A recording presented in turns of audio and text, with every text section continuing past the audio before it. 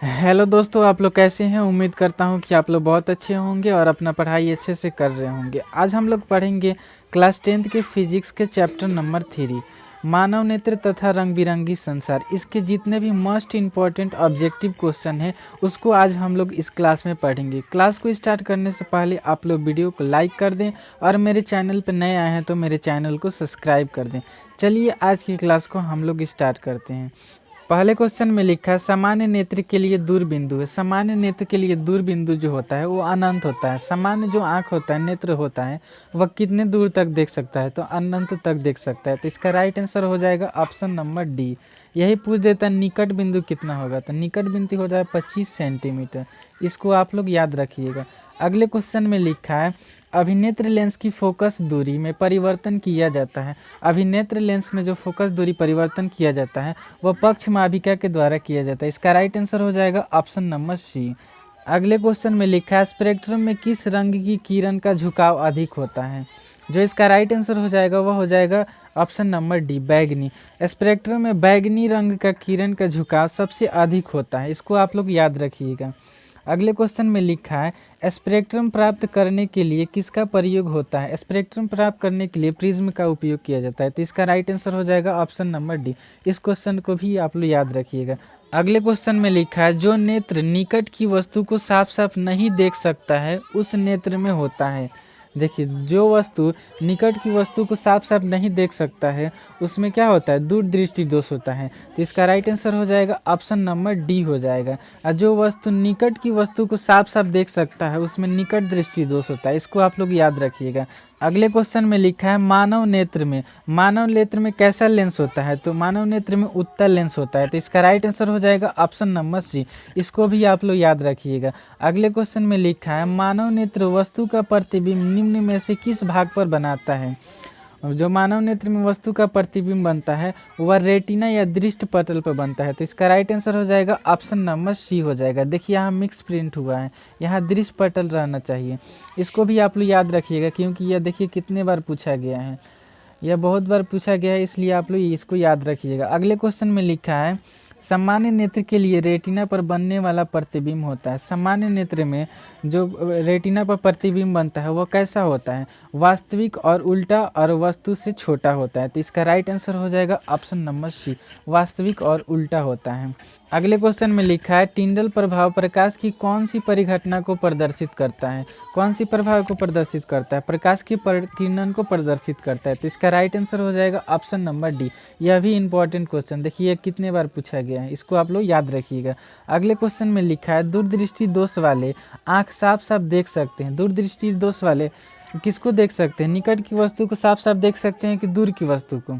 तो दूरदृष्टि वाले दूर की वस्तु को साफ साफ देख सकते हैं। तो इसका राइट आंसर हो जाएगा ऑप्शन नंबर ए, दूर की वस्तु को।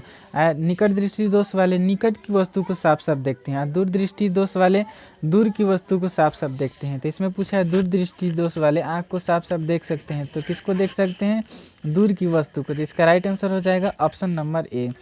अगले क्वेश्चन में लिखा है निकट दृष्टि दोष वाले व्यक्ति देख सकता है। निकट दृष्टि दोष वाले निकट की वस्तु को साफ साफ देख सकता है। तो इसका राइट आंसर हो जाएगा ऑप्शन नंबर डी। अगले क्वेश्चन में लिखा है नेत्र द्वारा किसी वस्तु का कैसा प्रतिबिंब बनता है?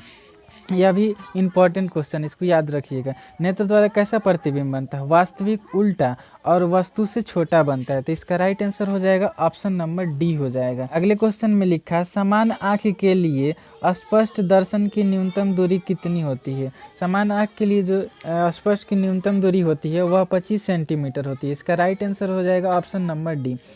दूर बिंदु कितना होता है? अनंत होता है। इसको आप लोग याद रखिएगा, अनंत होता है। तो इसका राइट आंसर हो जाएगा ऑप्शन नंबर डी। अगले क्वेश्चन में लिखा है किस दृष्टि दोष के निवारण के लिए अवतल लेंस का प्रयोग किया जाता है? किस दृष्टि दोष के लिए? निकट दृष्टि दोष के लिए अवतल लेंस का उपयोग किया जाता है। तो इसका राइट आंसर हो जाएगा ऑप्शन नंबर बी। दूरदृष्टि दोष के लिए उत्तल लेंस का प्रयोग किया जाता है और निकट दृष्टि दोष के लिए अवतल लेंस का प्रयोग किया जाता है। यहाँ पूछा है अवतल लेंस किसके लिए उपयोग किया जाता है? तो निकट दृष्टि दोष का। इसका राइट आंसर हो जाएगा ऑप्शन नंबर बी।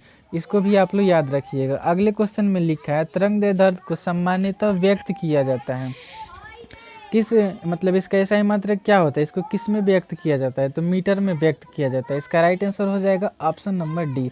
तरंग दैर्ध्य को लैम्डा से सूचित किया जाता है, लैम्डा से सूचित किया जाता है। इसको भी आप लोग याद रखिएगा।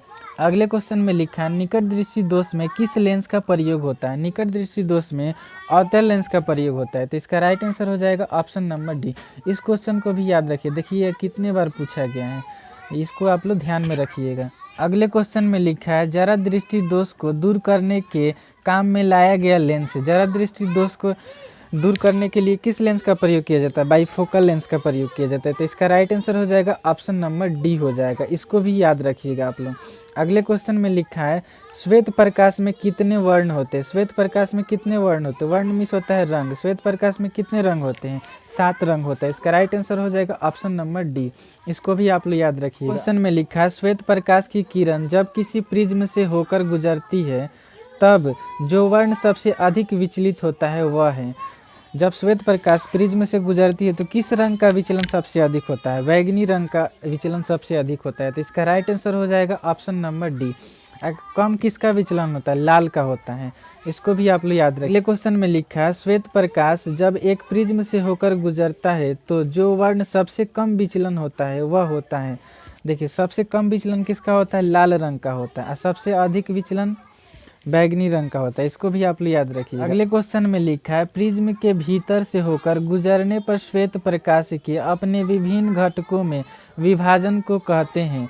प्रकाश का क्या कहते हैं, देखिए जब श्वेत प्रकाश से जो प्रिज्म से होकर गुजरता है तो वह 7 रंगों में विभक्त हो जाता है। इस घटना को हम लोग क्या कहते हैं, प्रकाश का वर्ण विक्षेपण कहते हैं। तो इसका राइट आंसर हो जाएगा ऑप्शन नंबर बी हो जाएगा, वर्ण विक्षेपण।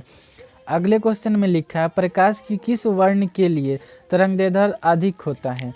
किस रंग का तरंगदैर्ध्य अधिक होता है, तो लाल रंग का सबसे अधिक होता है। इसको भी आप लोग याद रखिएगा, देखिए कितने बार पूछा गया है। अगले क्वेश्चन में लिखा है प्रिज्म से निकलने के बाद श्वेत किरणें क्यों 7 रंगों में विभक्त हो जाती है। क्योंकि सूर्य के जो प्रकाश होता है उसमें 7 रंग होते हैं, इसलिए 7 रंगों में विभक्त हो जाती है। तो इसका राइट आंसर हो जाएगा ऑप्शन नंबर सी। सूर्य का श्वेत प्रकाश 7 रंगों का मिश्रण है, इसलिए यह 7 रंगों में विभक्त हो जाता है। अगले क्वेश्चन में लिखा है कांच के प्रिज्म से गुजरने वाले विभिन्न वर्णों की किरणों का विचलन भिन्न भिन्न होता है। क्योंकि विभिन्न रंगों के जो चाल होता है वह कांच में भिन्न भिन्न होता है, इसलिए यह भिन्न भिन्न रंगों का विचलन भिन्न भिन्न होता है। तो इसका राइट आंसर हो जाएगा ऑप्शन नंबर सी हो जाएगा। विभिन्न रंगों का प्रकाश कांच में विभिन्न चालों से चलता है, इसलिए इसका विचलन भिन्न भिन्न होता है। अगले क्वेश्चन में लिखा है एक उत्तल लेंस की फोकस दूरी 20 सेंटीमीटर है तो इसकी क्षमता क्या होगी। देखिए क्षमता निकालने के लिए एक फार्मूला होता है, P बराबर 1/f होता है, 1/f होता है, जहाँ P होता है क्षमता और F होता है फोकस दूरी। तो यहाँ फोकस दूरी दिया है और क्षमता निकालने को बोल रहा है, तो हम लिखेंगे P बराबर 1/, यहाँ फोकस दूरी कितना दिया है 20 सेंटीमीटर, तो 20 लिख देंगे, 1/20। तो यह 20 जो है सेंटीमीटर में है, तो इसको हम लोग मीटर में चेंज करेंगे, तो लिखेंगे P बराबर 1/20। अब 20 को जब हम लोग मीटर में बदलेंगे तो इसके बटे में भी 100 डालेंगे, 100 जो है इसको हम लोग अब क्या करेंगे ऊपर भेज देंगे, तो P बराबर में हो जाएगा 100/20 हो जाएगा, 100/20 हो जाएगा। तो 20 से कितने बार में 100 कटेगा, तो 5 बार में कट जाएगा। तो P बराबर कितना आंसर आ गया, 5 आ गया, 5 डायप्टर आ गया। तो इसका राइट आंसर होगा P बराबर 5 डायप्टर। ए में लिखा है 2 डायप्टर, तो जी ये भी गलत हो जाएगा। हम लोग का आया था 5 डायप्टर।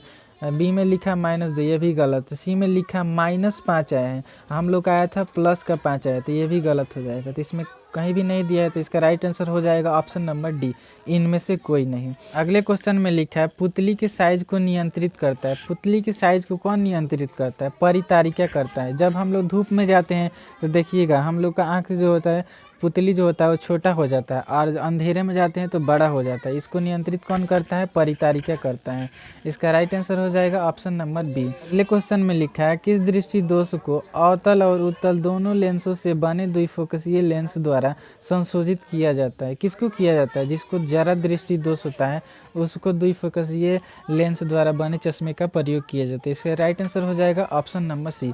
इसको आप लोग याद रखिए। अगले क्वेश्चन में लिखा है नेत्र में प्रवेश करने वाले प्रकाश किरणों का अधिकांश अपवर्तन होता है। कहाँ अपवर्तन होता है?